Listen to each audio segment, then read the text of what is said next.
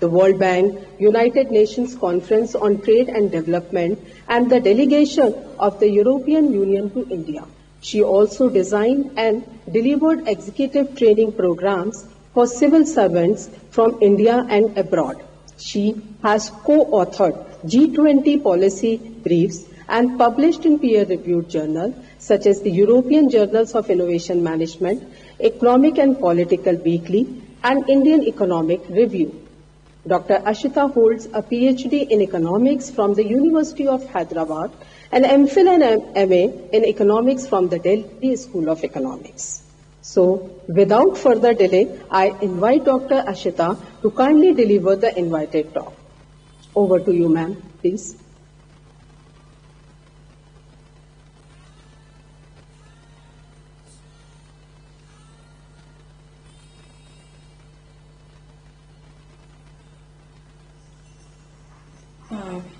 Good morning. Can you hear me now? Yes. Yeah. Most revered gracious Huzur, respected Rani Sahiba, Director DEI Professor Patwardhan, organizers of the conference Professor Daya, Professor Malhotra, the chair of the session, distinguished dignitaries and everyone present today. At the outset, let me wish you all a very happy new year and a very happy Shiksha Divas. I'm grateful for this opportunity to present my thoughts at the International Conference on the Dalbat Science of Evolutionary Re-Evolutionary Consciousness. Personally, I've been fortunate to attend almost all the earlier conferences, and I'm deeply humbled today to follow the many learned speakers who've already shared their insights at this conference and its earlier sessions. So today, I will be speaking on a subject that's very close to my heart, beyond market-driven sustainability. This presentation is based on collaborative work which I did with my co-authors, Professor Dua, Dr. Arsh, Professor Bhagwan Das, Professor Sudesh, Professor Apurv Narayan, and Professor V.B. Gupta. Now, let me begin with a very familiar indicator, the gross domestic product. Now, we all know GDP measures the output of an economy. Now, when GDP grows, we say economy is doing very well. Growth signals success. Policymakers celebrate it and markets reward it. But GDP does more than just measure economic activity. It guides behavior. What we choose to count becomes what we choose to value. And over time, this logic travels downward. So institutions chase rankings, firms chase quarterly numbers, and individuals begin to internalize these same yardsticks. So all this reflects a particular economic consciousness, one that equates value with price and success with scale. So if our economic system just does more than just allocate resources and cultivates a way we are seeing the world, today we are going to look at two parts. One, what kind of consciousness has our current economic system cultivated? And secondly, we'll take a look at what kind of consciousness would a sustainable world require. Are these aligned or not? So let's look at part one first. So what is the kind of consciousness that our current economic system has cultivated? Now, I'm simplifying the architecture of our current economic system, but as an economist, I believe that the architecture of the current economic system is built on two pillars. One, there is an over-reliance on markets. And secondly, there's a shift from a market economy to a market society. And I'm going to talk about both of these aspects. So what do I mean when I say over-reliance on markets? So over-reliance can be, or my use of the term over-reliance can be understood in these four parts. First, economics presented itself as value neutral. So when we were taught economics or when we study economics, we think of a lot of equations, we think of other things rather than values. You know, we describe efficiency, we don't make moral judgments. But this is never true. In fact, the moment we prioritize GDP or we rely on a cost-benefit analysis, we are already making value choices about what matters. So clean air or unpaid care, if they are excluded from GDP, it's a value choice that we've already made. Now, let me also at this point say that this was not how economics as a discipline started. So Adam Smith, who was the father of economics, in The Theory of Moral Sentiments, a very famous book that he wrote, argued that markets function only when grounded in sympathy and moral restraint. But over time, this has been slowly forgotten. Secondly, many social problems came to be framed as pricing problems. So if there's scarcity, let the price increase.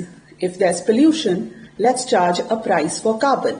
If there's congestion, let's build a toll road. So we are looking at markets to solve a lot of problems. Third, when markets fail, the response is to create more markets. So if pricing carbon is not working, let's create a carbon market. So a failure of market also leads to a market. And finally, growth itself becomes a moral good.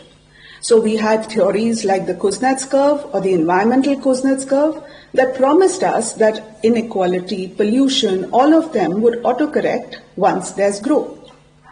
And policymakers were reassured. So grow first, worry later. So together, these ideas promote a homo economicus, a rational, self-interested individual who's responsive mainly to prices. And this is not a neutral model. It shapes our systems and eventually our consciousness. Now, the second point I made was that there has been a shift from a market economy to a market society. And what does that mean? Now, a market economy treats markets as tools and answers a question that as students of economics we are told is central to the discipline of economics. How should things be allocated? But markets still operate within the social and moral boundaries. But as soon as we shift from a market economy to a market society, logic changes. Market logic then becomes the dominant way in which we judge social life. Relationships start to look like transactions. And here I'm going to give you a very small example, which I think talks about the ethos of the market society. For example, for darshan at a famous temple in India, you can give a certain amount of donation, which I believe is upwards of rupees 10,000, to get faster access to the Sanctum Sanctorium. So something that is so spiritual and so divine also has been turned into a market. Now, why is all this a problem? Why are we talking about over-reliance on markets or a market society? Because the point I'm trying to make is that all this leads to crowding out of non-market values and a transformation of consciousness. Again, to understand this, let's look at a famous experiment that was done in Haifa, Israel. So in Haifa, Israel, the daycare centers introduced a fee for the parents who were coming late to pick up their children. Now, interestingly, more parents started coming late after the fine was introduced, because the moral transgression, which said I must respect the teacher's time and come on time, was replaced by something else, right? And interestingly, when the fine was removed, the lateness increased further. This showed that the social norm did not return after the temporary market was erased. So the temporary market, in a sense, erased the social contract. So there is a crowding out of non-market values over time. And this is very, very important for us to understand, that when there is over-reliance on markets and a shift to a market society, there is a crowding out of non-market values and a transformation of consciousness, which, as the Haifa experiment showed us, does not return even when the temporary market has been erased. So then this gets us to the second part of our presentation. So what kind of consciousness then would a sustainable world require? So Einstein once observed that we cannot solve our problems with the same thinking that created them. So if the crisis we face was produced by a paradigm that elevates markets, then the path forward requires something else. So what do we require? And I think the book Role of Communities for Sustainable Development shows us what is required to go beyond the markets. And markets cannot remain the master algorithm, and the solution somewhere lies between inner dimension and community engagement.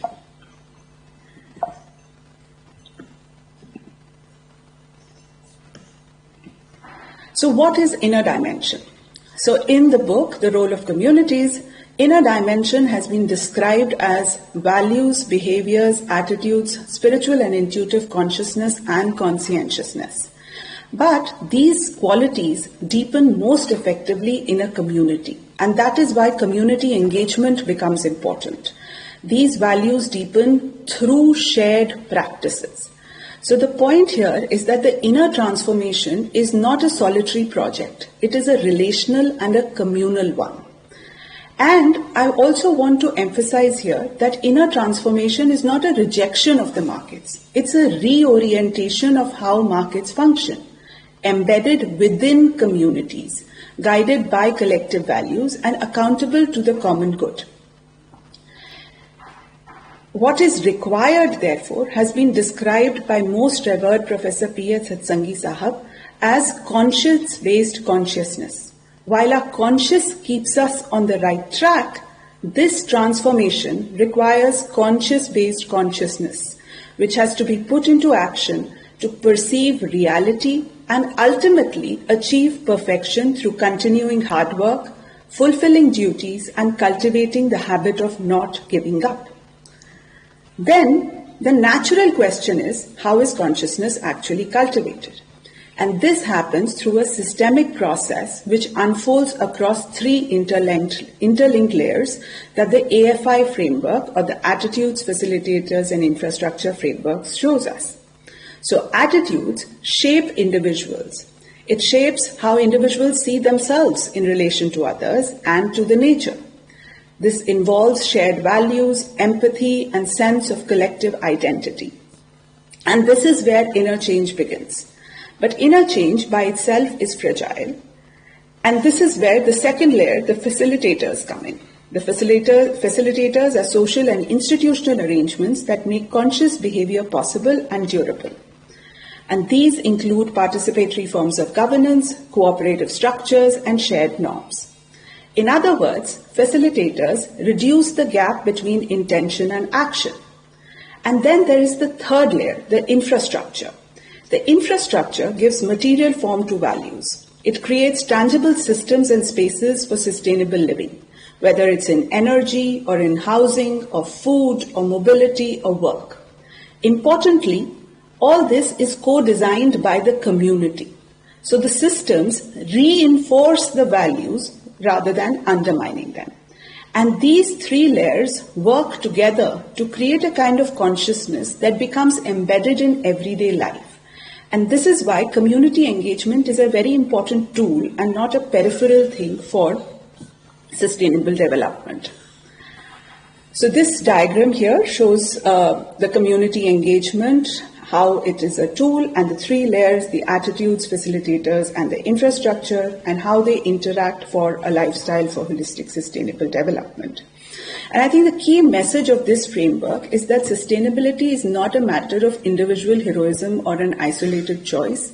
It's the outcome of consciously designed social ecosystem where inner values, enabling institutions, and material systems evolve together. And this, in fact, gets us to the case study of Dialbag and how Dialbag cultivates this inner dimension. So we're going to put the AFI lens on this case study of Dialbag. So Dialbag can be seen as a complex system model which has been proven to work for more than 100 years. And in the book, The Role of Communities, it has been defined as a socio-economic, technological, spiritual, climatic complex system.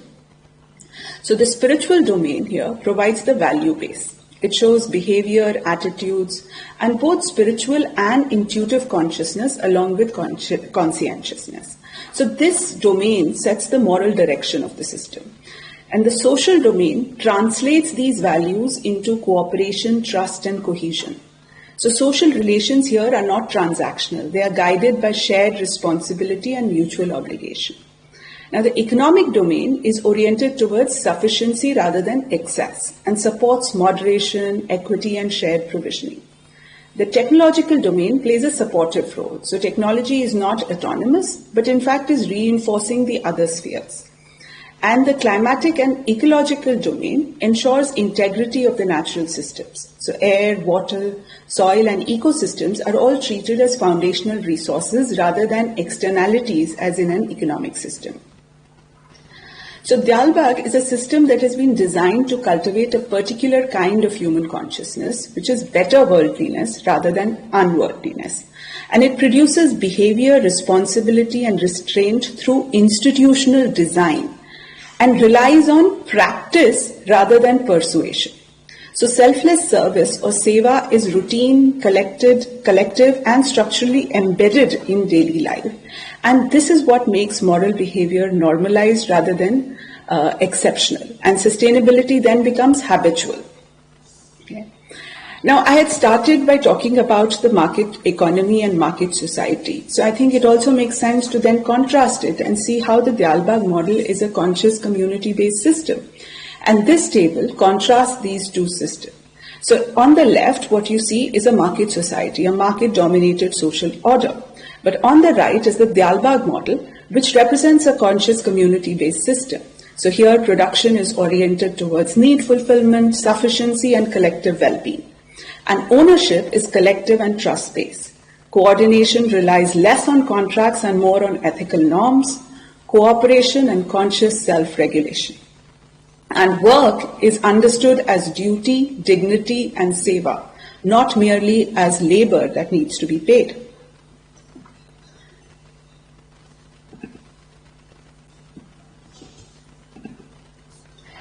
And this difference that we are talking about in between the market economy, the market society, and the Dialbag way of life, this difference is not accidental. It is grounded in the Sigma 6 QVA way of life through the integration of agriculture and dairy, education and healthcare, air quality, water quality, innovation, and human values. And together, these 6 dimensions function as a living system that continuously shapes behavior and awareness and cultivates the self-interest, self-restraint rather than maximization and intrinsic motivation that is needed for sustainability. So through the AFI lens, the attitudes, the facilitators, and the infrastructure that the Dialbag way of life sustain are listed on the screen here. So on the left, we see the attitudes, the inner dimension that Dialbag deliberately cultivates, the values such as work as worship, selfless service, simplicity, dignity of labor, responsibility, spiritual and intuitive consciousness and conscientiousness. The facilitators, the strong community norms that we have, the voluntary service, the knowledge dissemination, the regional alumni associations, and then the infrastructure from the community-owned land, the agriculture systems, the community kitchens, the ICT structure, all of them supporting the attitudes that are needed for the future. So, to kind of summarize, how this AFI model is working, at the foundation here is the inner dimension, the values, behavior, attitude, spiritual and intuitive consciousness and conscientiousness, and this is where orientation is formed. Without this foundation, sustainability remains superficial, and spiritual consciousness is what leads to the inner transformation in individuals. And inner transformation nurtures values such as compassion, respect, responsibility, and mindfulness that guide actions towards prioritizing people and planet and support sustainable development. Now, this inner dimension is supported, as you can see, or operationalized through the Sigma 6 QVA model, which translates the inner values into concrete domains. And the AFI framework explains how these practices are sustained through aligned attitudes, enabling institutions and supportive infrastructure, all held together through community engagement. And this is what leads to a holistic sustainability or a holistic sustainable development. So to conclude, to escape our current conundrum, 3 shifts are necessary. First, we must recognize the limits of the markets. Markets are useful instruments, but they cannot serve as moral compasses. They cannot tell us what ought to be valued, protected, or restrained. Second, we must restore consciousness as an inner compass that differentiates right from wrong. Without this inner orientation, efficiency becomes blind. Third, Consciousness has to be cultivated deliberately through attitudes, facilitators, and infrastructure that reinforce sustainable choices in everyday life. And this is why living models matter. So communities such as Dialbag demonstrate that spiritual consciousness, social cooperation, and ecological sustainability can evolve within a functioning socio-economic system. So this is not merely an economic transition that we are talking about. It is a civilizational shift in consciousness.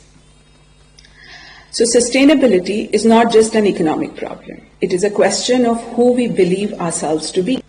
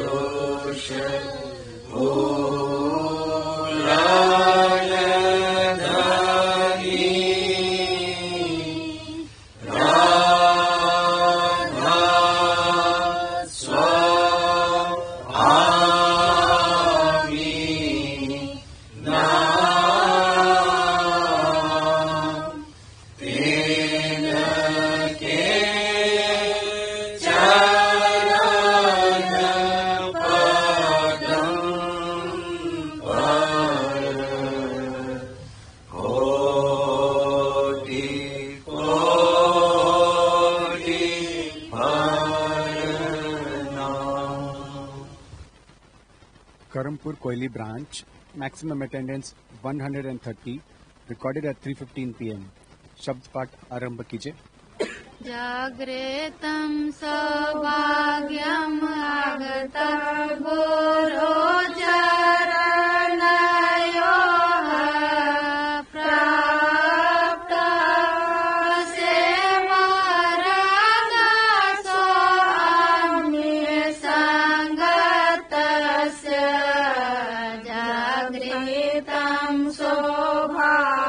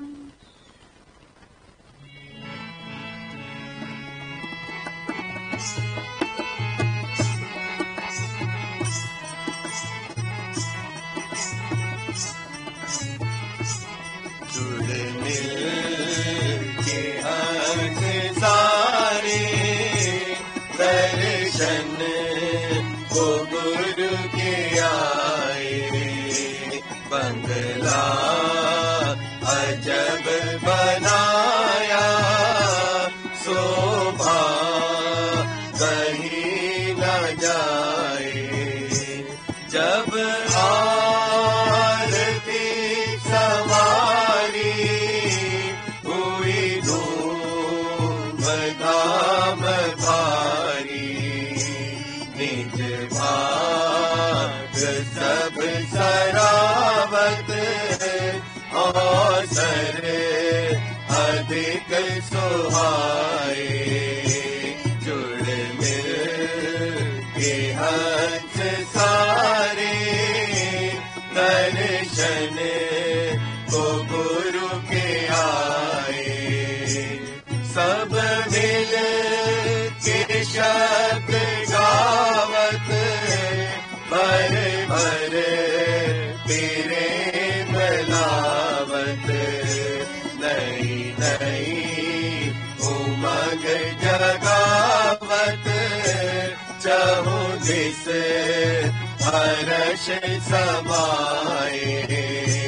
जुड़ मिल के हंस सारे दर्शन को गुरु के आए।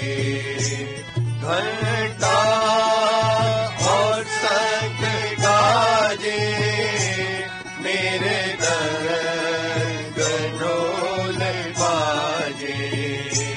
सारंग सितार बीना धुन बांसुरी जगाए। जुड़ दिल के हंस सारे दर्शन को गुरु के आए। हुए गुरु दयाल परसन सबको लगाया चरणन। हुए गुरु दयाल परसन सबको लगाया चरणन। भारत रहे है तन मन राधा स्वामी ओट आए। भारत रहे है तन मन राधा स्वामी ओट आए। जुड़ मिल के हंस सारे दर्शन को गुरु के आए। बंगला अजब बनाया शोभा कहीं न जाए।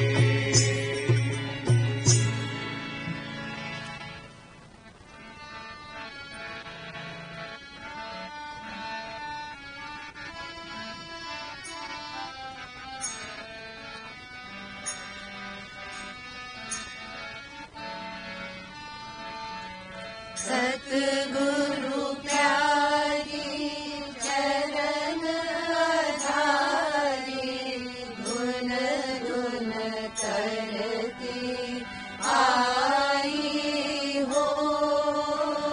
सतगुरु प्यारी चरण आधारी, धुन धुन करती आई हो।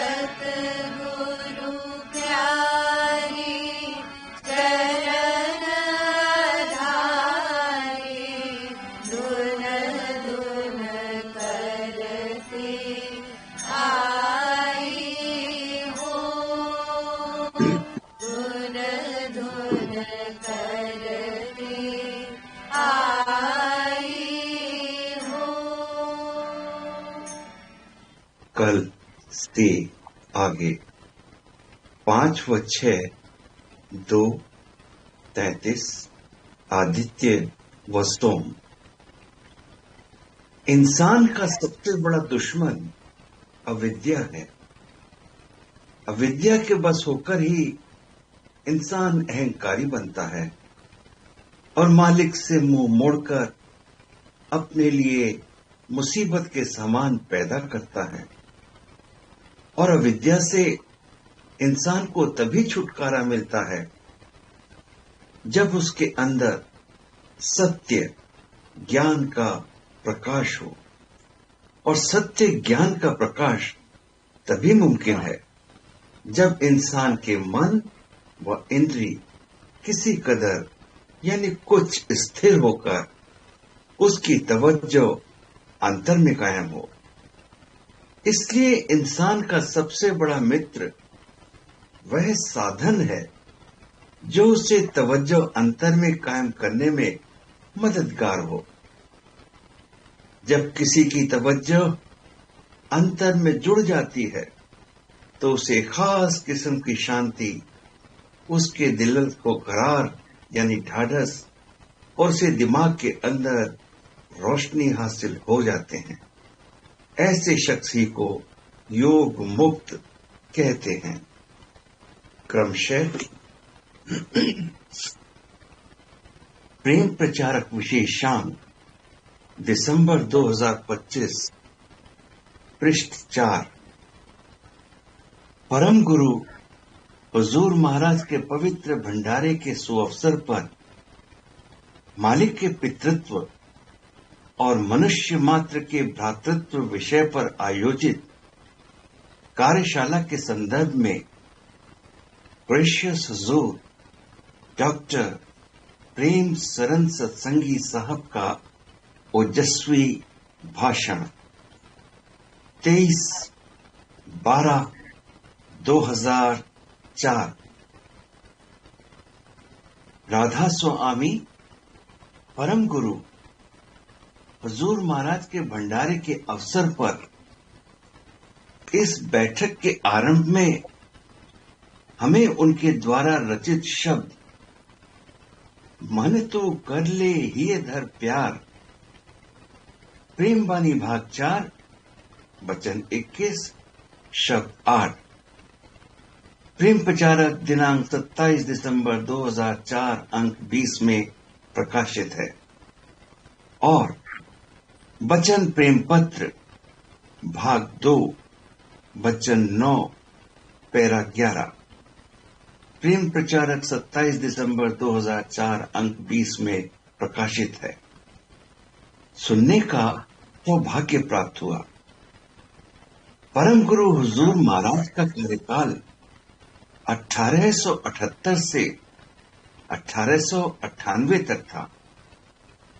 आपने जो वचन सुना उसमें मालिक के पितृत्व और मनुष्य मात्र के भ्रातृत्व का ही विचार परम गुरु हुजूर महाराज ने भी अपने शब्दों में व्यक्त किया है। लगभग 120-25 वर्ष पहले उन्होंने सत्संग समुदाय के लिए यह आदर्श प्रस्तुत किया, जिसको परम गुरु हुजूर साहब जी महाराज ने 1935 में और सशक्त रूप से व्यक्त किया। और उन्होंने fatherhood of God and brotherhood of man का वाक्य संगत के लिए दिया, जिससे हम उनके आदर्शों का पालन कर सके और उन पर अमल कर सकें। उन्होंने कहा कि परमपिता सुरतों का स्रोत भंडार है और जीव की जो सूरत है वो उसका एक अंश है, जो उनके पुत्र और पुत्रियों के रूप में यहां इस संसार में जन्मे हैं। वे स्रोत की किरण मात्र हैं और जैसा परम गुरु हुजूर महाराज ने फरमाया, अगर हम सबका लक्ष्य और इष्ट उसी परम स्रोतों के भंडार तक वापस पहुंचने का है, तो फिर उनके परम पितृत्व और हमारे आपस में भ्रातृत्व के अलावा कोई और रास्ता हमारे पास नहीं है। 1936 में 28 दिसंबर को अपने महत्वपूर्ण घोषणा में परम गुरु साहब जी महाराज ने जब यह बतलाया कि सत्संग समुदाय को राधा स्वामी दयाल ने यह सौभाग्य बख्शा है कि उसको उन्होंने मनुष्य मात्र की उन्नति और प्रगति के लिए चुन लिया है, तो उसके साथ ही साथ उन्होंने 9 कदम सत्संग समुदाय के लिए निर्धारित किए। उनमें भी परमपिता के पितृत्व और सत्संगियों के भ्रातृत्व का बहुत शक्तिशाली रूप से उन्होंने जिक्र किया। 12 वर्ष पूर्व परम गुरु हुजूर डॉक्टर लाल साहब ने अपने एक वचन में यह फरमाया कि परम गुरु साहब जी महाराज का यह जो सिद्धांत मालिक के पितृत्व और मनुष्य मात्र के भ्रातृत्व का है, वह अभी सत्संग फैला नहीं पाया है। यह वचन अभी करीब सवा महीने पहले सत्संग में भी पढ़ा गया था। तो उससे ऐसा प्रतीत हुआ कि हमको कुछ व्यवहारिक रूप में कार्य योजना निर्धारित करनी चाहिए, जिससे कि हम इस सिद्धांत को, जिसको प्रतिपादित हुए 70 वर्ष या उससे पहले भी 120 से 125 वर्ष हो चुके हैं, अपनी जीवन शैली में प्रयोग कर सकें। आप सब जानते हैं इसकी सत्संग समुदाय की दृढ़ आस्था है कि संसद गुरुओं यानी जय घोषित वर्तमान अर्थात वक्त संसद गुरुओं के जो आदेश हैं उनका पालन करने से राधा स्वामी दयाल की प्रसन्नता हमें प्राप्त होती है। अगर हम कोई कार्य सहयोग के साथ, संगठन के साथ, पूरे समुदाय या मनुष्य मात्र के लाभ के लिए करते हैं, तो इससे समुदाय जो है वो अपने ज्ञान में वृद्धि करता है, बुद्धिमत्ता से विद्वता या पांडित्य की ओर कदम रखता है। तो इस ख्याल से ये संगोष्ठी और कार्यशालाएं आयोजित की जा रही हैं, जिससे सत्संग समुदाय सहमत होकर के सहयोग और संगठन के साथ जो कार्य योजना बनाई जाए उसको व्यवहार में लाएं, और इस प्रकार हमारी विद्वता ज्ञान में वृद्धि तो होगी ही, साथ साथ हमें कुल मालिक की खुशनुदी यानी प्रसन्नता भी हासिल होगी। प्रेम प्रचारक 14 जनवरी 2005 का अंश। राधा स्वामी।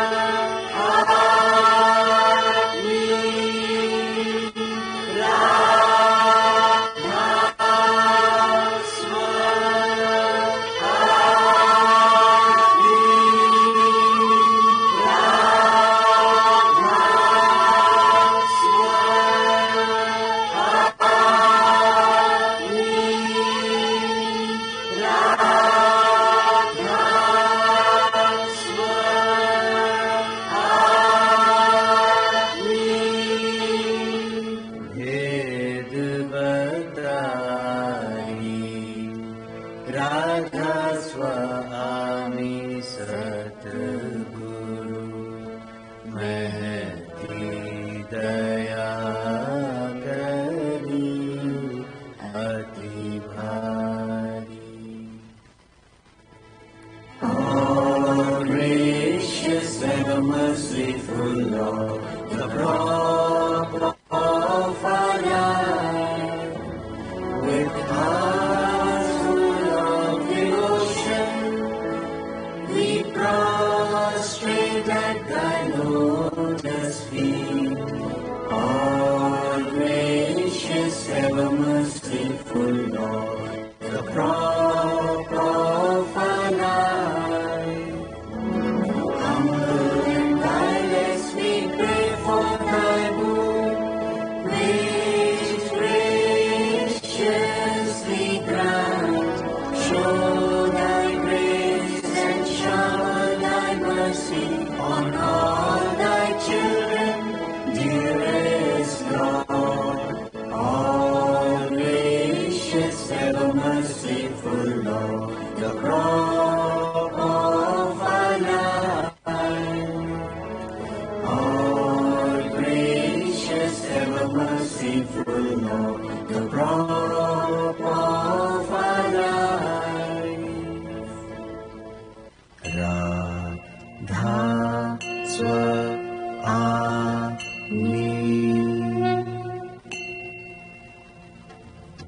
Radha Swami,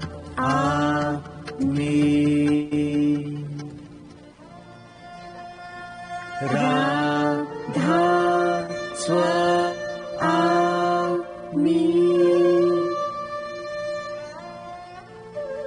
Radha Swami,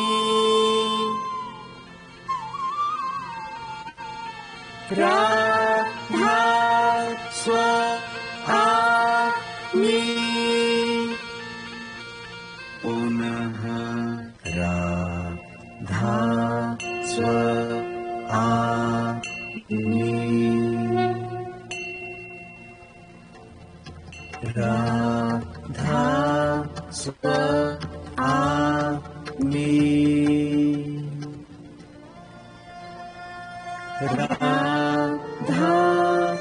Swami,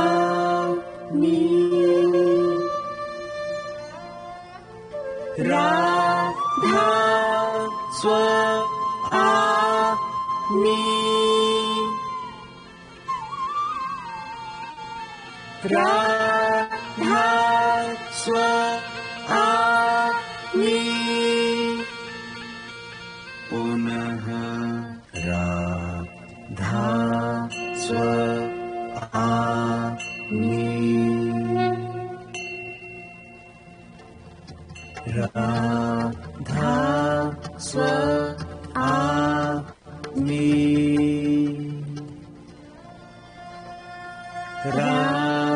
Radha Swami,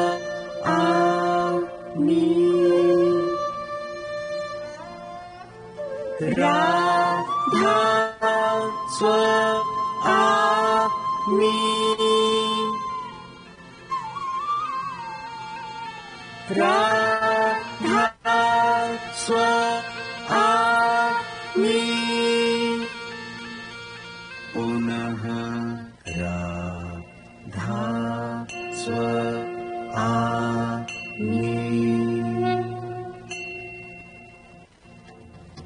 Radha Swami,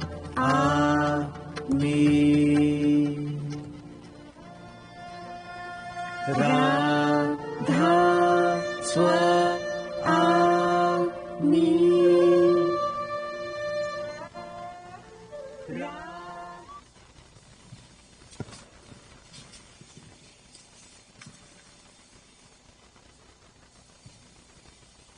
Radha Swami.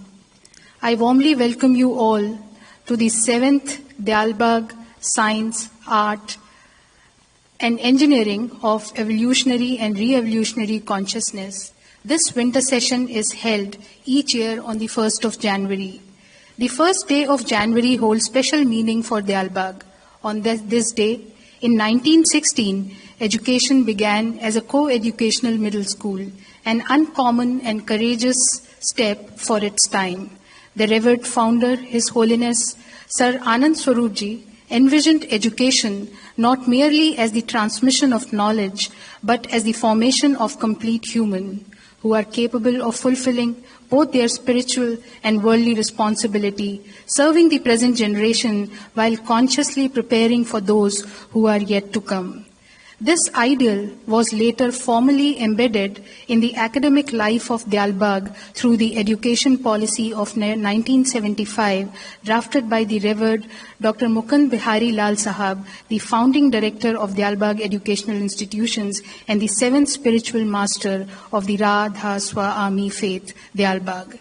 In recognition of this enduring legacy, the 1st of January is observed as Education Day across Dialbagh and its educational institutions.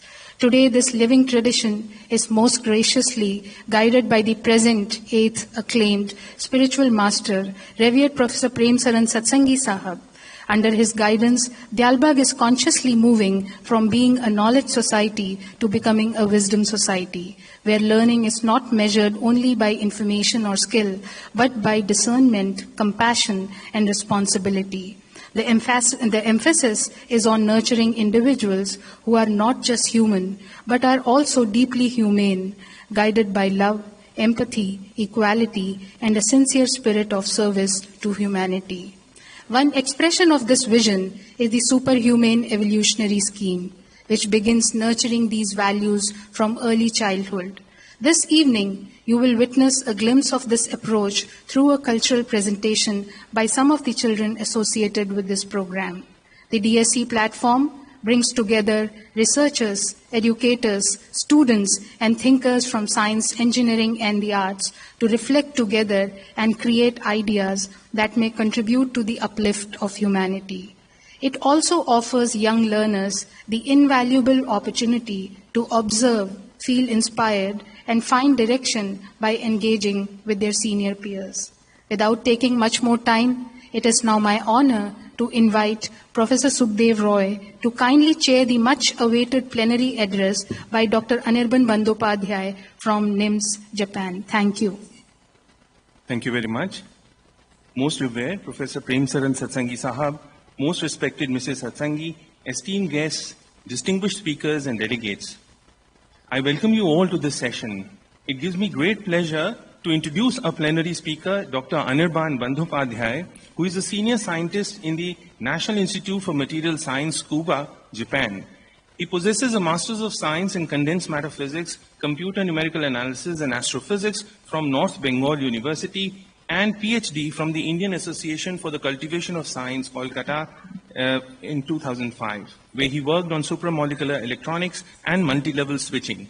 Dr. Bandyopadhyay has developed a resonance chain-based complete human brain model that is fundamentally different than Turing tape, essentially developing an alternate human brain map where filling gaps in the resonance chain is the key.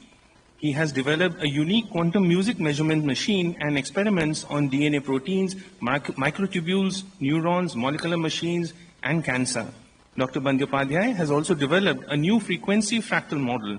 His group has designed and synthesized several forms of organic brain jelly that learns, programs, and solves problems by itself for futuristic robots, as well as several software simulators that write complex codes by themselves. So with this brief introduction, I welcome Dr. Anirban Bandyopadhyay to give his plenary talk on SPAND as a dynamical substrate, a systems theoretic and neurophenomenological reinterpretation of Kashmir Saivism via the Spand Karika and Vigyan Bhairav.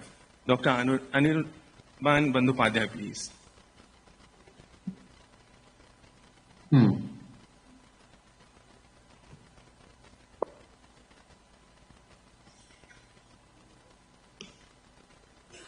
Okay, so thank you very much for inviting me today, and it's always an honor to come to Dialbagh and present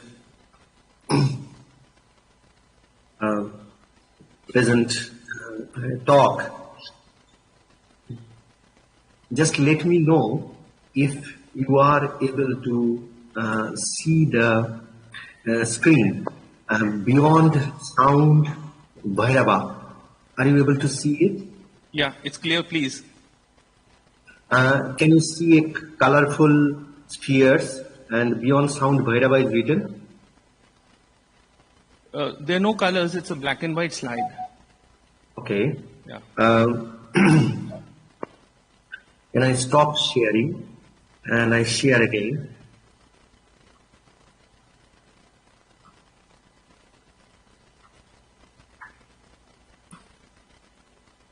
Can you see now? Yes, now it's clear. You see a circle and nested circles with it?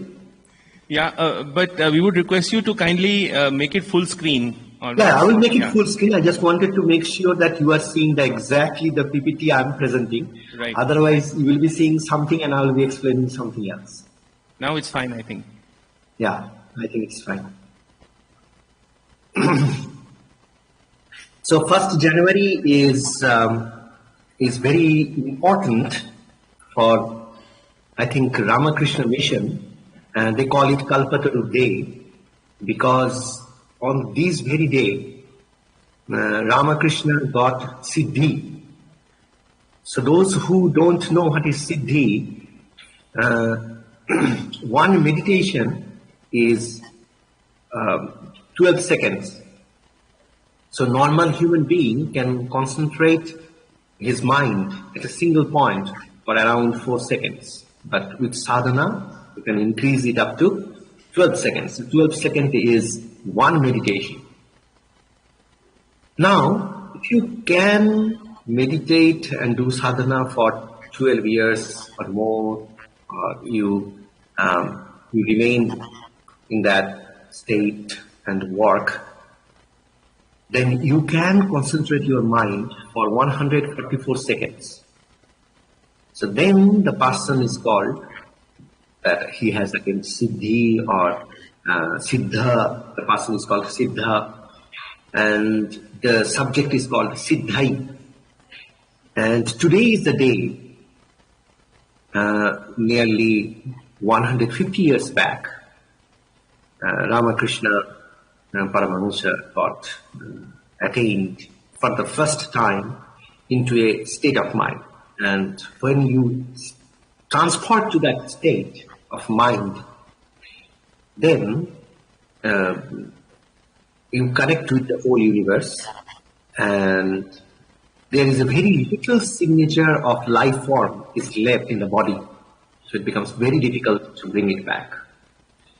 So today, I have chosen a very unique topic, a very unique subject in consciousness. Many of you are already aware about it, that this is just a perspective that I will use to explain the study of consciousness that we have carried out. You see that to the right side of your screen, there are geometric shapes. And to the left side of your screen, there are rhythms of circles or spheres. So we could have structure of light, structure of field, that could be elementary basic topologies in our thought process, because as far as Sankhya philosophy is concerned, they consider Prakriti and Purusha goes for geometric shapes, in integers, primes, Davidic numbers, and others. So, geometric invariance or topological invariance, we're hearing now a lot in the era of LLM or artificial intelligence, when you are hearing that it's the new age resources is not money, it's not a land or anything. It would be invariance. So suppose I have discovered from trillions and trillions of data a set of geometric shapes that is there in the screen, and its vibrational dynamics that is in your left in the background picture. And if you look at their interactive map. Several big companies are using your data to build up this kind of database. Using this database, they can and they can interpret very complex understanding of nature or future events in a fraction of a second. So this kind of situation was never there in the history of mankind. And we are there. So, as you all know that Vighna Bhairava Tantra is just like 112 times Parvati asks Shiva and Shiva explains and Parvati doesn't understand with every single explanation. So this beautiful metaphorical story that we have heard many times in Vighna Bhairava Tantra. But when you go a little deeper, you find that it was classified into many different kinds of questions. So that Shiva Parvati conversation basically tells us about something beyond sound, something about rhythm. You have heard the word rhythm, synchronization, synchrony, desynchrony many times in the modern neuroscience, brain science, and you find, and even a few days back there was a Nature paper by Gregory Busaki where he said that consciousness is just rhythms. If we think of Kashmiri Shaivism and our Vedic and Sanatan Hindu way of understanding consciousness, then it is not the rhythm, it is the gap between the rhythms. The difference between the two is important. And this is where Parvati got confused and were asking Shiva many times. So please try to understand what is the gap between rhythms. So the whole universe is conscious. Okay? So imagine I am conscious. Every single living system that is in the room listening to this online, everybody is conscious. So Kashmiri Shaivism considers that everything has this beep. So consciousness is like a heart beating, and in that beating, synchronously, whole universe from top to the bottom, from Virata Purusha to the smallest scale, say to the sub-plank scale, everything is beating. But I use the wrong word called synchrony. There is a gap, a phase gap between the rhythms. Each and every conscious thing are interacting, just like many spheres are embedded with each other, and you need to find out the difference between the spheres and how this difference is located. It's how you will be able to control them, how you will be able to sense it. And that is the purpose of life. That is the purpose of the universe itself. To be honest, even 2 months back, 2 or 3 months back, I was listening to many people and great scholars. People were talking about Kashmiri Shaivism and related topics. But I never personally got deeper into this. But as soon as I started studying this, Kashmiri Shaivism and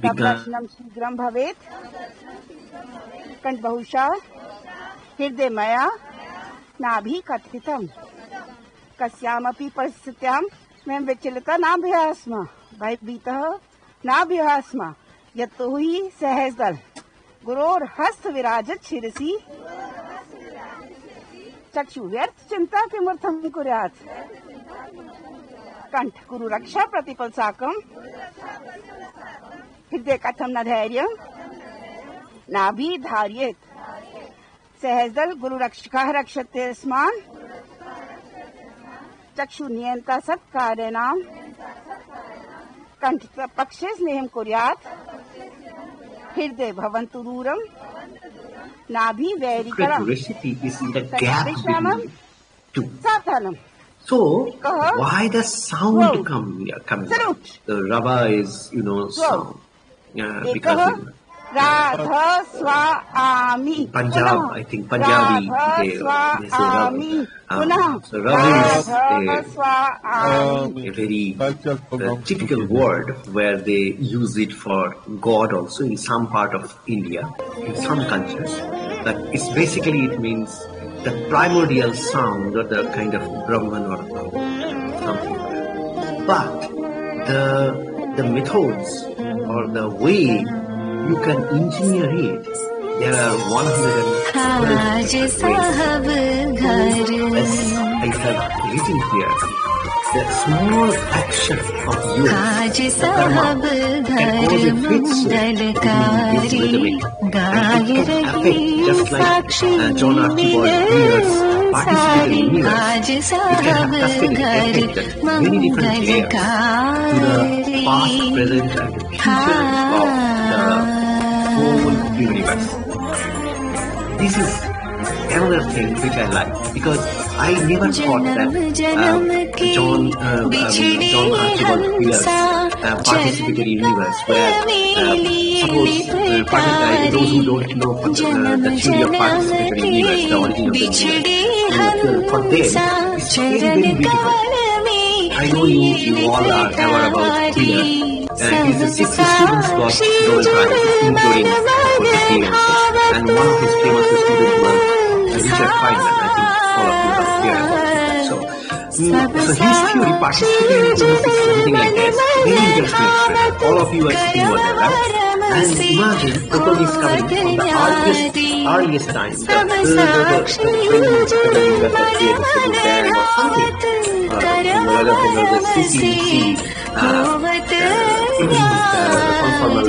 the cyclic conformal mode of creating neurons up and neurons, and then you get sleep, and then that sleep transfers to another universe. What would be the way of creating universes up and universes?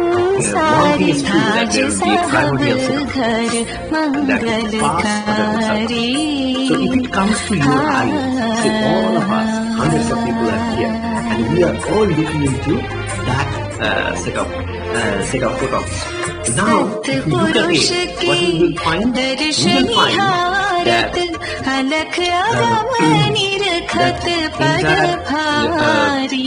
as soon as the photon enters my eyes and I do the photon time did not change.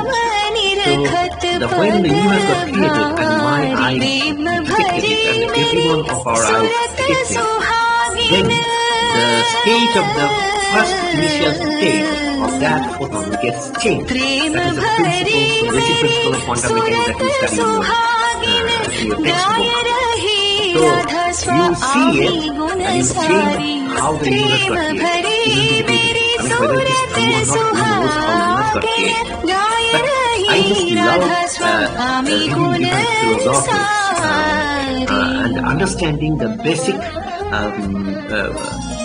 premises on which this principles were created. So, I don't ask you to go through all the control knobs, but if you see that sudden stopping, see the light when the gap is there, those who are engineers here, I know many of you are engineers, just forget about the philosophy and other things. Sudden stopping, light visualization, focused looking. You see, you can devise or you can engineer an automation, or you can program an automation to do this. And you see how you modify the whole gap and then embedding of the rhythms one over another to control the extent of consciousness and control the whole universe and its actions and karma, which is depicted over there. So basically, where we come is not just the sound, but with every single mudra and the dances, you change the electromagnetic field, its evolution, its radiation, and others. This is those who work on antenna. You can use any basic software to do this with every single mudra. So we are building a sound anechoic chamber, one of the most primary sound anechoic chamber and radio frequency anechoic chamber. So you know anechoic chamber a lot, but when we did measure the protein vibrations or microtubule vibrations, then we saw that around particular few megahertz there are resonance peaks. Most of the radio frequency anechoic chambers are gigahertz range because that's very easy to make. But in the megahertz range, suppose there is a burst from the heartbeats and you will change in the room. Even though I want to picture it, if somebody is meditating, somebody is dancing, somebody is doing, say, yoga, Shiva Tandava or whatever, I will be able to check it. So it will be one of the unique laboratories in the world, both the labs. And sound we have come to, we are going as low as 7 or 8 hertz, but not just that. If the people are dancing, 3D evolution of fields will be able to map. So this is the engineering plan. So there will be a big anechoic chamber, then there will be another anechoic chamber, and then there will be another anechoic chamber. And we will reach over there, we will take out sound, we will send sound, and we will take out sound. So we will be able to... So construction is ongoing at this moment in Gujarat University, and we are working for last 1.5 years with a very, very critical layers of technology. And I would like to tell you with confidence that we first recruited the best engineers who build anechoic chambers for ISRO and DRDO. And those are very, very inferior compared to IBM or Microsoft level. But what we are building at Gujarat University is much more powerful than what Microsoft or IBM has built. And it is biology oriented. So especially the Guru Shishya Parampara and several other key aspects of Hindu scriptures that could be cross-checked experimentally. So this is the engineering plan. So we have women's room, and then we have local hospital because of the claustrophobicness, and it is underground. It goes very, very low, deep underground, and whole auditorium. Imagine a big auditorium or a movie theater is converted into 3 layers of anechoic chambers. So there will be a dance floor, and on which there will be dances also. So imagine there are dances and electromagnetic field created. So we will have pixel and pixel sensors to 3D map the electromagnetic fields. You all know how to do it. You take CST software and you publish many, many papers. Even from Dalbagh, many such papers are published, and all over India. Many people do PhD in India in this particular field, but I don't know anybody ever did on the basic dance forms or communication modes. So in the 3D or different dances, or if you are talking, then how sound structures are changing single-handedly. We can map and we can study the whole interactions and interaction. So if we look at Om, this is Om sound, and you can see that there are 12 different nodes, and they are divided into 3 parts, and each part has 4 different nodes, and they come together, and it almost the sound structure that with your mouth you will create such that from conch cell the sound structure or the architecture of hardware conch cell is almost like that. So the structure of sound and structure of the hardware resembles with each other. So if you look at the 3D distribution of sound structure, it's almost like this. So people say that with sound structure we can modify others. So we are hearing this in India for last 7,000, 8,000 years, but nobody tried to create a very, very accurate engineering sensor-based setup to do the measurement, and we are working on it. These are Sanskrit letters. So, Maharshi Kapil, who has been referred in Vedas for many times. And so Maharshi Kapil once said that if we want to understand consciousness, the first thing that we have to do is to invent a language. In the language, the letters should create a sound structure. That structure, when a person hears or takes a bath in that field of sound or sound colors, then the person gets changed and transformed. And in the mind, the same thought that is in my mind, if I utter only or pronounce only one letter, that meaning will go. So these Sanskrit letters are and how it looks like it feels, we have theoretically created. And in the laboratory, we will experimentally prove. And this is Shiva Tandava.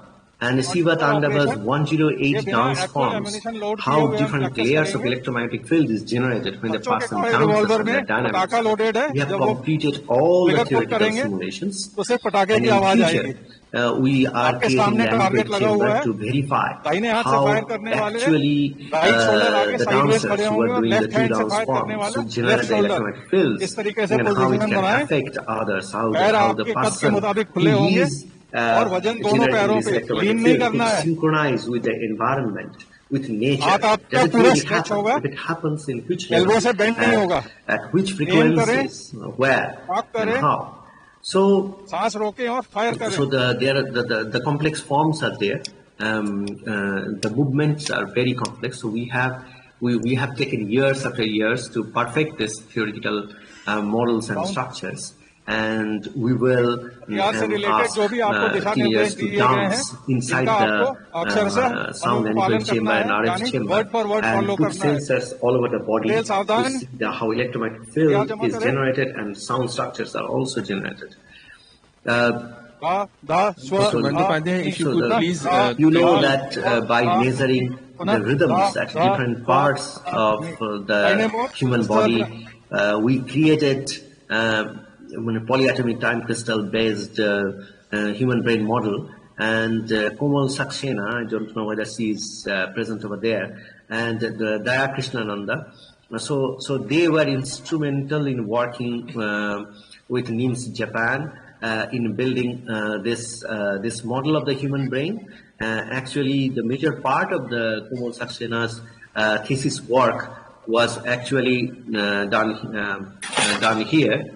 And Dr. Bandyopadhyay, if you could please conclude, huh?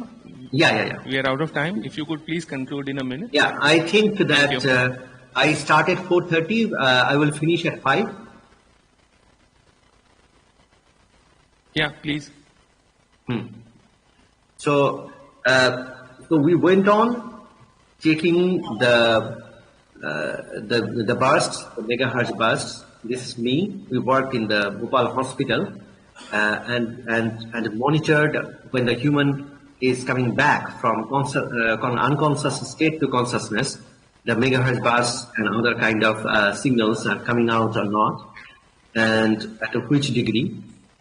So we found various different kind of subconscious levels in the hospitals, and we monitored them. We took out and mapped because to understand consciousness, it is necessary not only that we communicate with the external universe, but also inside, within.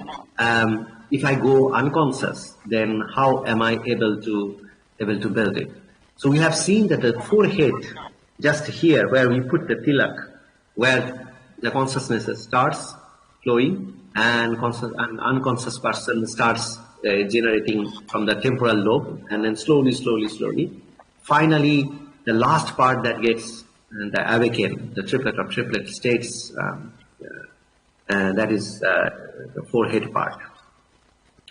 And once we got that, we worked with NASA also, because if the whole universe is conscious, then have we checked the whole universe? I mean, so this is the molecule that we got from asteroid samples between Mars and Jupiter, and we we studied and we found triplet of triplet that we observed in unconscious patients, in unconscious humans and terrestrial living or non-living systems. They generate this kind of helical structures. And with basic mathematics, we have generated this triplet of triplet mathematical pattern, which is core structure of consciousness. With that, I would like to thank everybody for listening, and I think that my stipulated time was 25 minutes, and I finished it. So I would like that best wishes for the whole conference. Because of the unfortunate accident of my mother, I could not be physically present. But thank you very much for this opportunity. Thank you very much, Dr. Anirban Bandyopadhyay, for a very stimulating talk. The talk is open for discussion. If anyone would like to ask any question, make a remark or query, most welcome. If none, then I would just like to mention, you see, in Kashmir Shaivism, which developed primarily between 8th to 12th centuries, with major contributions from Vasugupta and Abhinav Gupta, in this context, the spanda, which is the dynamic pulsation arising from the inseparable unity of Shiva and Shakti, in this context, I would like to mention that, you know, in Santmat, which developed from 13th century onwards, it extends it much further. Here we have the Shabda, the divine essence of consciousness and creation. And we are extremely blessed that there have been merciful revelations in the Radha Swami faith on the full spectrum of consciousness and the means of attainment.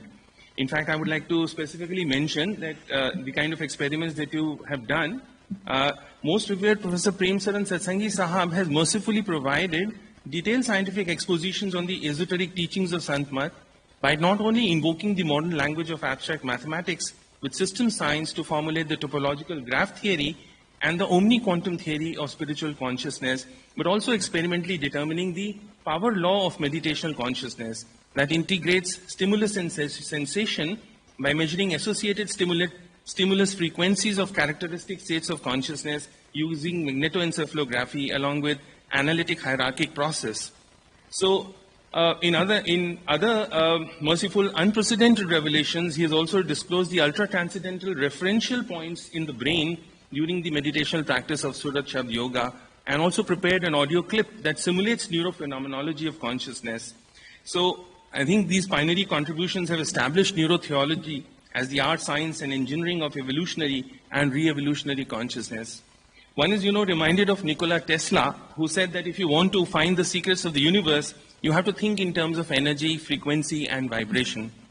So let us thank and applaud Dr. Anirban Bandyopadhyay for a very stimulating and insightful talk.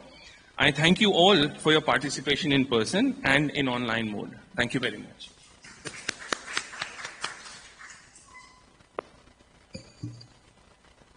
Thank you very much, Dr. Bandyopadhyay, for kindly accepting our request to deliver a talk in this conference. Thank you very much, Professor Sukhdev Roy, for chairing this session.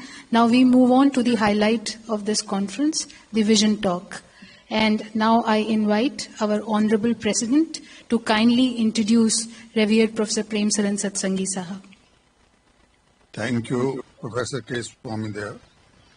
I feel supremely blessed and am deeply humbled for this opportunity.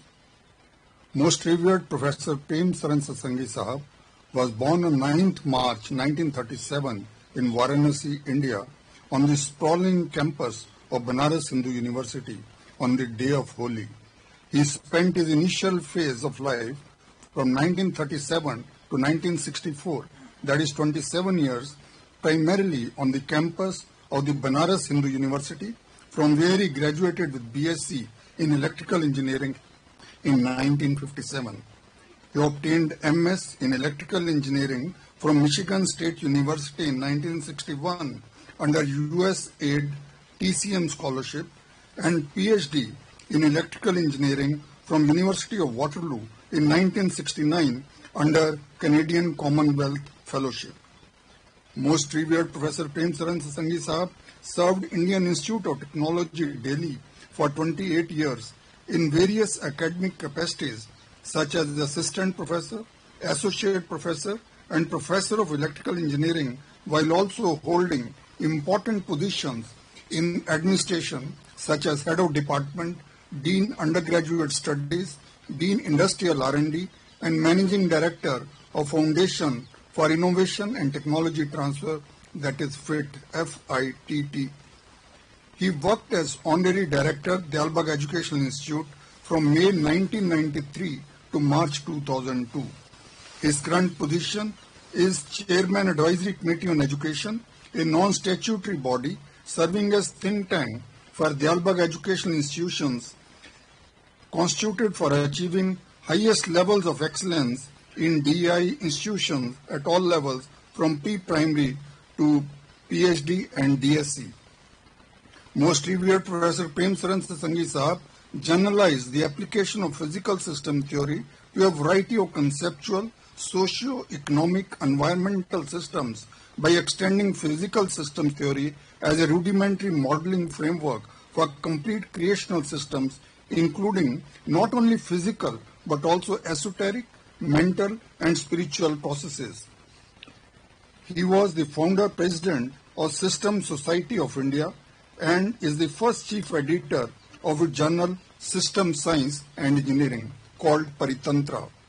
He has published more than 90 research papers in referred journals and has successfully guided and co-guided over 40 PhD scholars. He has been the recipient of several prestigious awards, including the National Systems Award, Lifetime Achievement Award conferred by IIT Roorkee, and Doyens of Systems Movement Award conferred by System Society of India.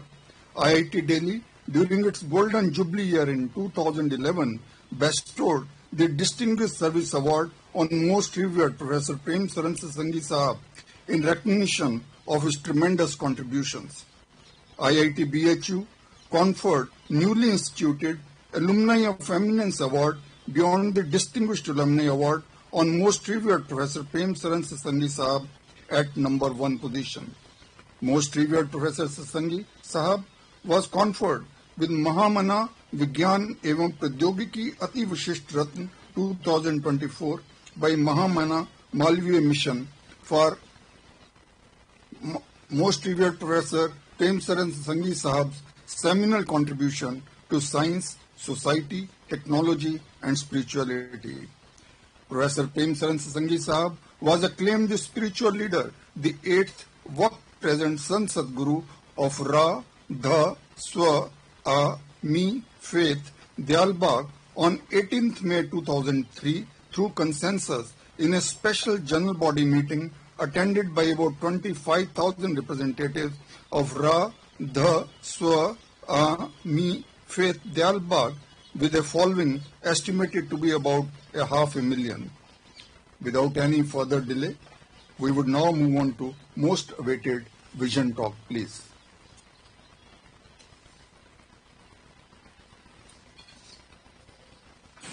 Radha Swa Ami. I'm privileged to speak to you through online video conference mode, DIWWW.education.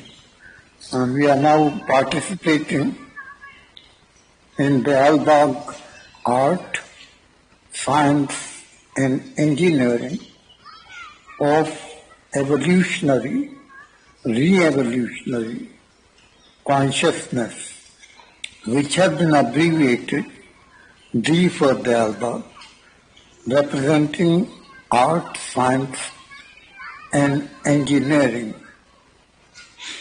in the context of evolutionary, re-evolutionary consciousness. So this becomes an acronym for DSC, as the modern research shows that we have succeeded in equipping it with all the required abstract mathematics of earlier line dash graph theory, which unfortunately people shortened as linear graph theory, and that raised a lot of confusion that it works only where superposition is involved and is not successful in real life circumstances which are complex in nature, a mix of not just pure religious or spirituality, but associated with our charitable functions. So this has succeeded, and worldwide we now have considerable coverage and scope for original research in academic as well as patent earning areas, so that industry gives more and more employment for our graduates who, no matter whether they work for profit, have a sense of keeping the profit subsidiary to their original research potential, which is charitable.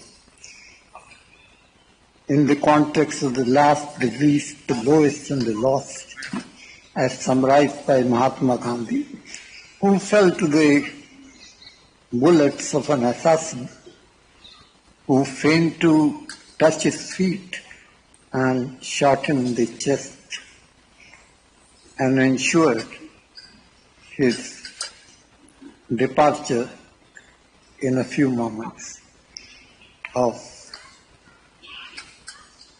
practices.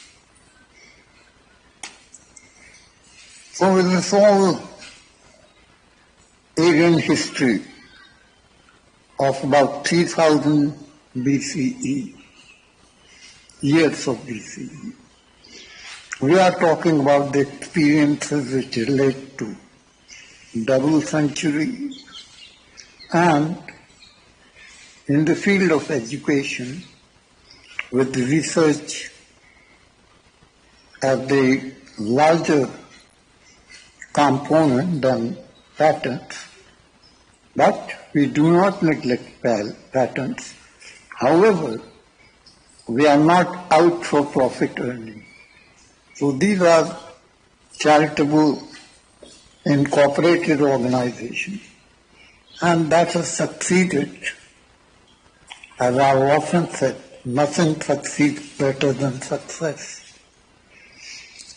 So as we achieve more success, we are acceleratively, not only articulatively, which is based on the fundamental concept of sound current in the so-called cloud computing area of artificial intelligence and robotics earlier, now compressed into artificial general intelligence, according to the world opinion, particularly as shared by Scientific American. So even while you are going for sightseeing, going for appreciation of the Western environment in which they live and work, we are furthering a nobler cause of attaining emancipation from the cycle of life and death forever and ever through dynamic equilibrium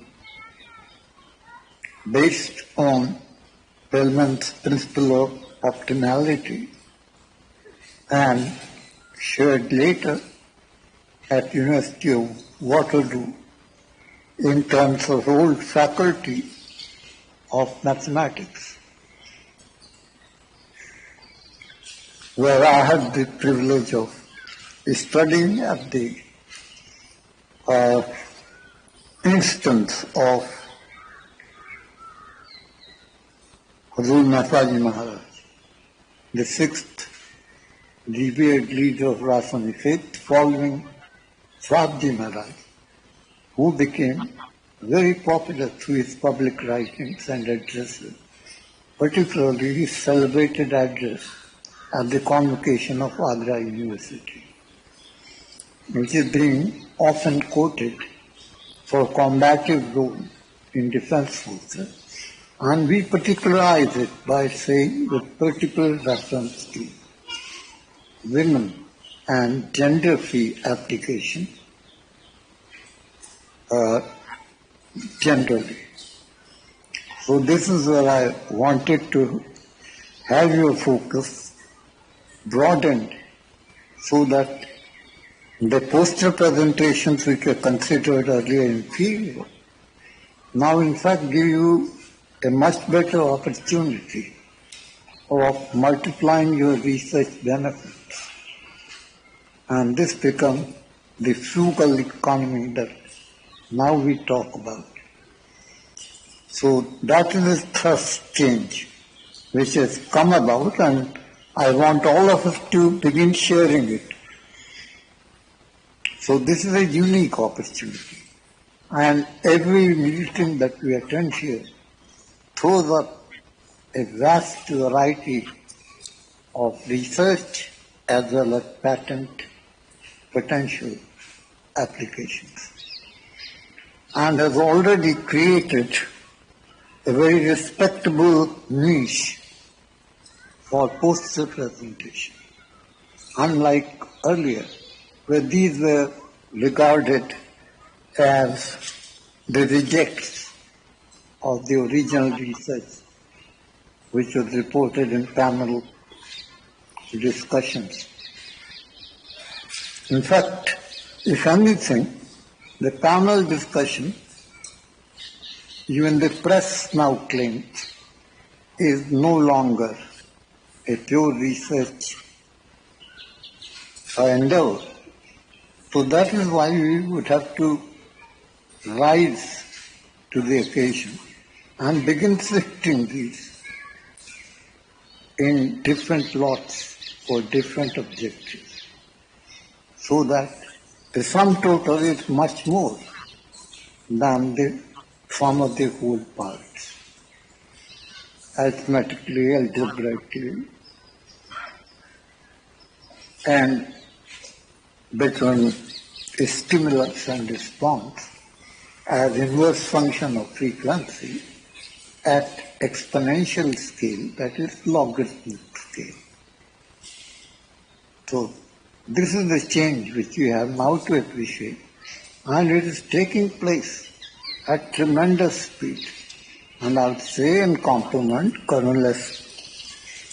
Prashad Satsangi for considering its application for combative role in defense forces as a gender-free implementation, not just for young men, but also for young women and growing up children, starting from particularly 3 weeks to 12 years, when they get into teen age.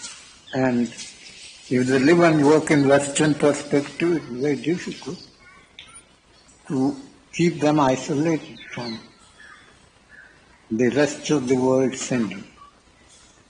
So this kind of ethical perspective is necessary for strengthening our own seed production. So we are championing for crops which, according to the fundamental research, require greater attention and corresponding care in not uprooting it, but letting the roots play their own role, not just as fertilizers, but as research interests growing at exponential rate.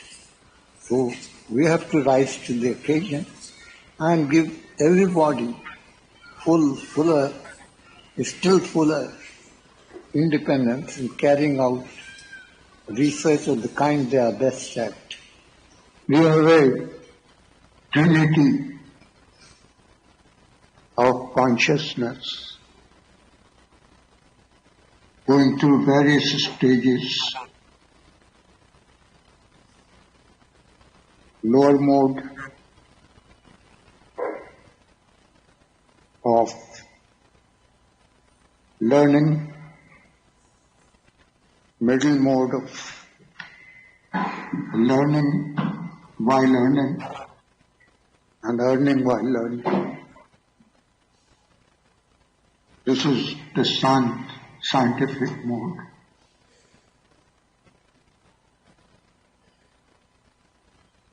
Engineering mode at the bottom, applicational. Scientific mode, striking a compromise between the world of learning and the world of earning. And finally, I seem to be moving towards the art mode, which seems to be the highest. And that is living while learning and learning while living. So that's the ultimate stance. So one moves from engineering to science to living, and in each case it is living while learning, learning while living, which is the predominant mode in abstraction. So that's in brief the message I want to leave you with. Thank you very much. This has been a very exciting event which you have organized, and it's brought to fore the trinity of engineering, science and art, integrating them in various modes, invoking the highest mathematical abstraction. Thank you very much, Ken.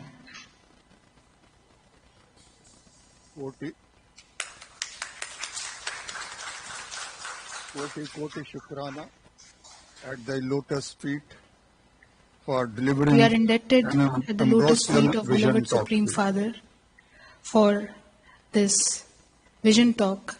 Now we would move on to the panel discussion, and I invite Professor Sanjay Bhushan to kindly moderate the session. Thank you, Professor Dea, for giving me this opportunity. Radha Swami, most revered gracious Hazur, most respected Rani Sahiba Ji, eminent invited panelists for today's discussion, dear students, ladies and gentlemen, I extend my warm welcome and greetings to you all for joining today's panel discussion on this very auspicious occasion of celebrating 1st January 2026 as Shiksha Divas here at Dialbag, and I pay my humble obeisance in the holy feet of gracious Huzur and most respected Rani Sahiba Ji for blessing all of us with the benign presence today. The theme chosen for panel discussion is Academic and Community Consciousness as the Foundation of a Conscientious Nation. Under this overarching context, we are deeply beholden to note that the revered Chairman, Advisory Committee on Education, a non-statutory body, and the 8th acclaimed spiritual master of Radha Swami faith, headquartered at Dialbag, Agra, most revered Professor P.S. Satsangi Sahab, has often emphasized the pivotal role of integrating individual values and community actions with rigorous educational and research pursuits as the foundation for building a conscientious individual, a nation, and the world at large.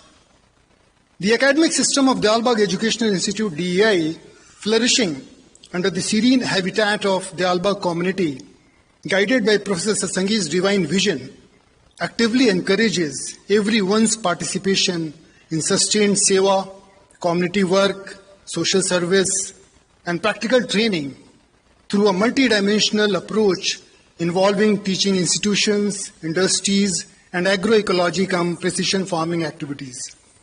In fact, this systemic approach serves as a fountainhead of integrated community development and conscientious nation building.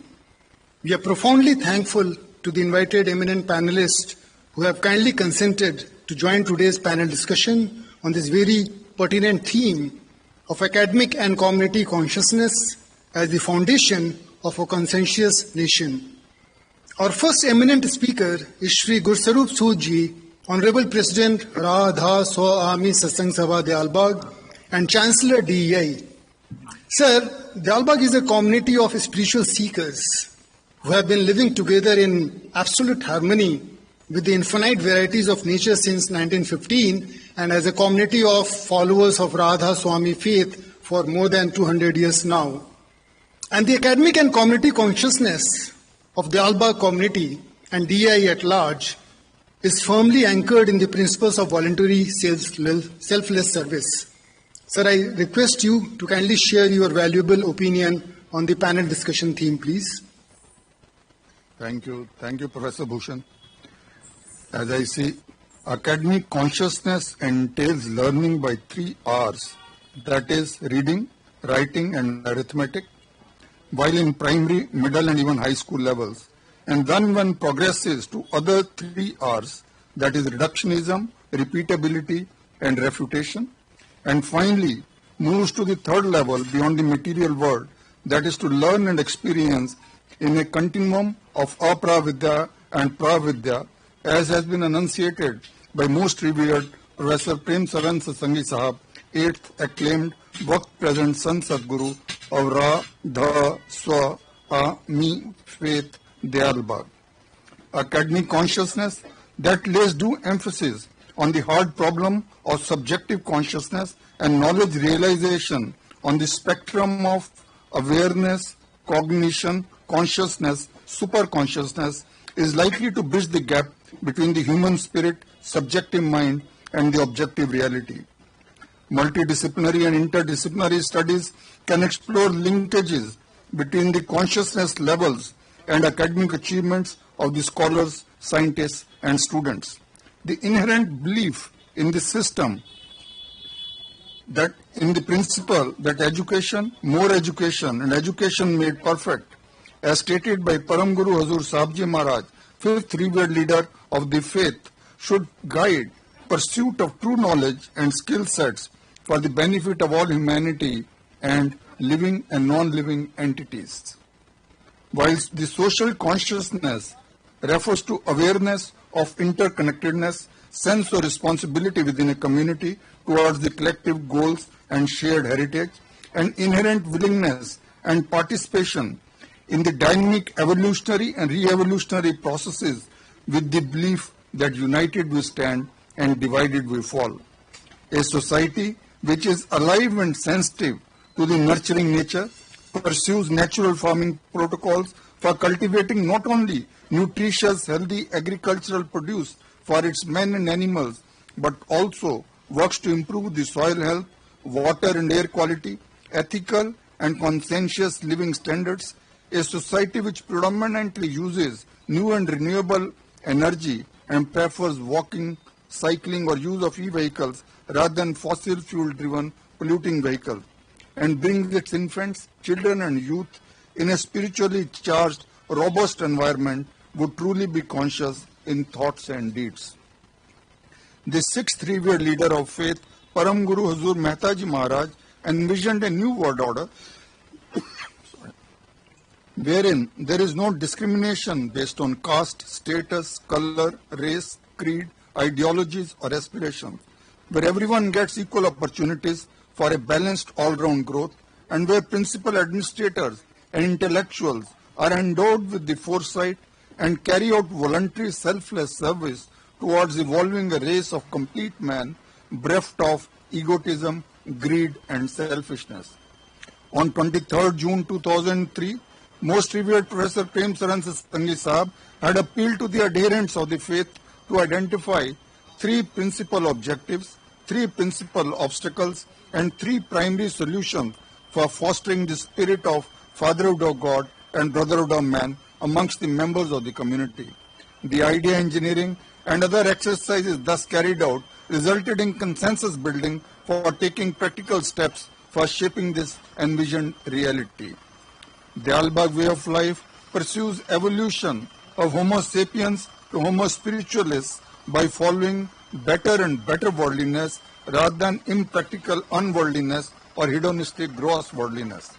Life of better worldliness is evolving in response to the 4 actions framework of Blue Ocean Strategy enunciated by most revered Professor Prem Saran Satsangi Sahab, that is, eliminate rituals, orthodoxy and superstition, reduce unnecessary costs and wastage, raise standard and quality of satsang, seva and abhyas, and create new satsang polity, new devotional method, new Suraj Shabd Abhyas for spiritual value addition, for spiritual value innovation. Over 110-year-old Dalbag model is dynamically evolving at its headquarters, satsang branches, satsang centers, satsang and satsangis colonies, academic and other institutions, like nuclei catalyzing conscious and conscientious lifestyles for a vast spectrum of national and global populace. The pivotal, innovative and intuitive leadership graciously provided by the spiritual masters of the faith and presently by the most revered Professor Prem Saran Satsangi Sahab, 8th acclaimed Vakt present San Sadguru of Ra, Dha, Swa, A, Mi, Faith, Dalbag is incessantly and unmistakably building a conscientious nation, not just here in India, but elsewhere on the Mother Earth as well. Thank you, Professor. Thank you so much, sir. You have covered a wide gamut of activities and practices under the supreme guidance and merciful coordination and cooperation that we see here at Dalbag, across the Dalbag community and the fraternity of DI at large. Thank you very much for sharing your ideas today. Our next eminent speaker is Professor B.V. Gupta, Vice Chairman, Advisory Committee on Education and Coordinator DI, ICT and Distance Education Program.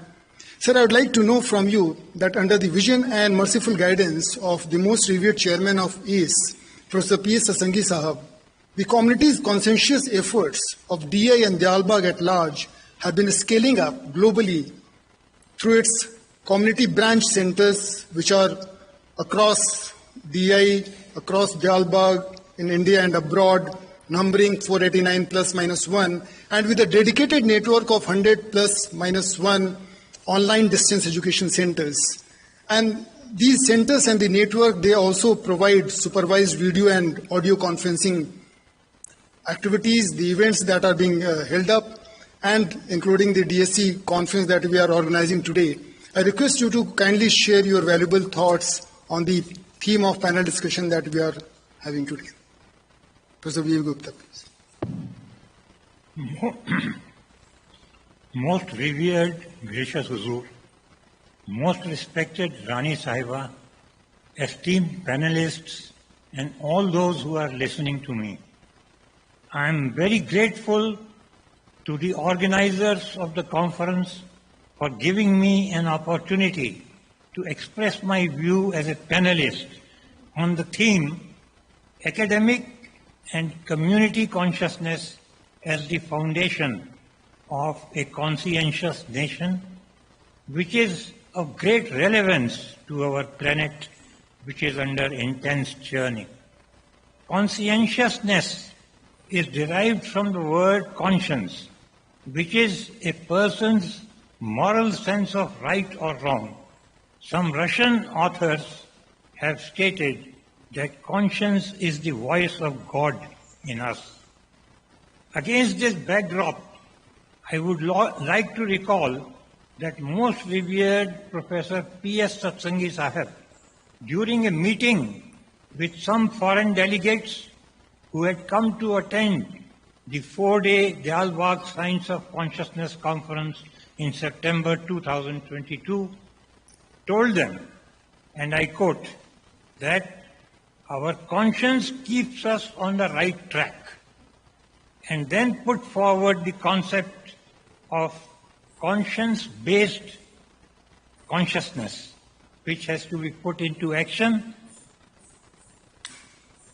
to perceive reality and ultimately achieve perfection through hard work, fulfilling duties, and cultivating the habit of not giving up. Quotation closed. This consciousness is associated with positive attributes like self-controlled, hard-working, orderly, and rule-abiding. The concept was highly appreciated by the delegates who were attending the conference. The educational system of Diyalbagh stands on the bedrock foundation of DEI education policy formulated by revered Dr. M.B. Lal Sahib. The policy was based on multidisciplinary, value-based education linked to work experience. It also helps the students to learn some craft or industrial technique, learn to till and toil with their own hands, and to imbibe basic humane values. To extend the benefit of the value-based education system of Diyalbagh to other centers spread across the globe, under the visionary and merciful guidance of the most revered chairman of Advisory Committee on Education, Professor Prem Saran Satsangi Sahib, the conscientious efforts of DEI have been scaling up globally through 489 ±1 centers and 100 ±1 study centers through a network that uses cutting-edge technologies for providing online and distance education, including supervised video and audio conferencing. The centers set up under the direction of Gracious Huzur have spread the fragrance of DEI education all over the globe. We next consider community life and community consciousness. The Diyalbagh way of life is based on simple living, selfless service, and reaching the last, the least, the lowest, and the lost. Several dignitaries visiting DEI and Diyalbagh have pointed out that during their visit, they had the extraordinary feeling of being at peace with themselves. The environment of Diyalbagh, where the Sant Sadguru resides, is unquestionably ideally suited to acquire intuitive consciousness. Dr. A.K. Mukhopadhyay, a well-known scholar of consciousness, has stated that the world is in need of emergence of individuals who have complete knowledge and skills and are disposed towards service and service only. The author calls these individuals Homo spiritualis and adds, Huzur Dr. Prem Saran Satsangi Sahib is a living example of such a leader in Diyalbagh. The Diyalbagh community